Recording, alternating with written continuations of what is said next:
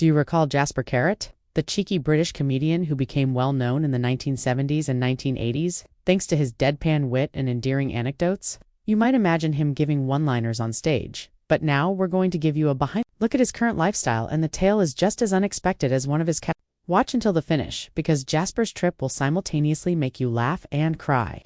Stay with me through every turn, especially that last look at his new passion project.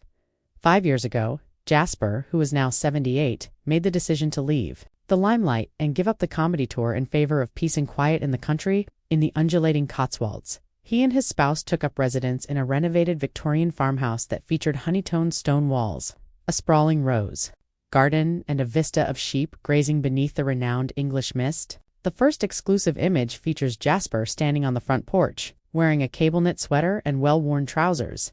He has his hand on the battered doorframe and that recognizable twinkle in his eye as he looks out over the fields. Supporters said, "Classic Jasper, still a gentleman, and he hasn't changed a bit." He is in the kitchen, stirring a pot of lentil soup over an Aga stove, when you scroll to the following close-up. His 4 rescued Labradors are lounging on a braided rug in the background. Ever the storyteller, Jasper wrote, "Lentils for laughs, and one for the dogs." As the caption for the photo, although it's a far cry from neon stage lights, one of his friends disclosed that Jasper frequently performs vintage music hall songs and hosts spontaneous poetry readings at the neighborhood pub. In one unscripted video, he can be seen playing a banjo while sitting on a wooden stool and delivering verses that have the entire audience in stitches. Jasper changes his apron for wellies halfway through the day and goes to his orchard to take care of 40 heritage apple trees that he has been growing for years.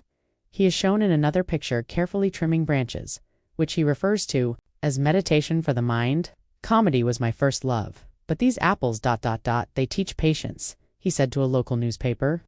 Online fans expressed their admiration by asking, "Who knew Jasper was an orchard guru?" And his laughter is as deep as his wisdom. Wait for the conclusion, though. If you find that enjoyable, the next reveal shows Jasper standing in the spacious studio of the farmhouse, surrounded by canvases of colorful, abstract landscapes. A new painting pastime that was inspired by the lockdown. His palette is unafraid and his brushstrokes are bold. Art and comedy both come from the same place. Seeing the world differently, he admitted in a rare interview.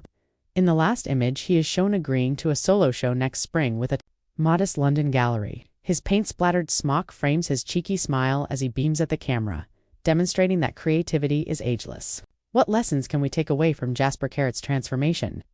First of all, it's never too late to find new interests, whether they be art, cooking, or fruit cultivation. Second, curiosity is often the source of both humor and artistic expression. Third, removing oneself from the spotlight might uncover latent abilities that pleasure the community and the creator. This is your call to action. If Jasper's tale of his rural return touched you, choose a new pastime, such as cooking, gardening, or painting, and dedicate an hour to it this weekend. Then, to honor lifelong learning, post your very first invention with #CarrotTCreative.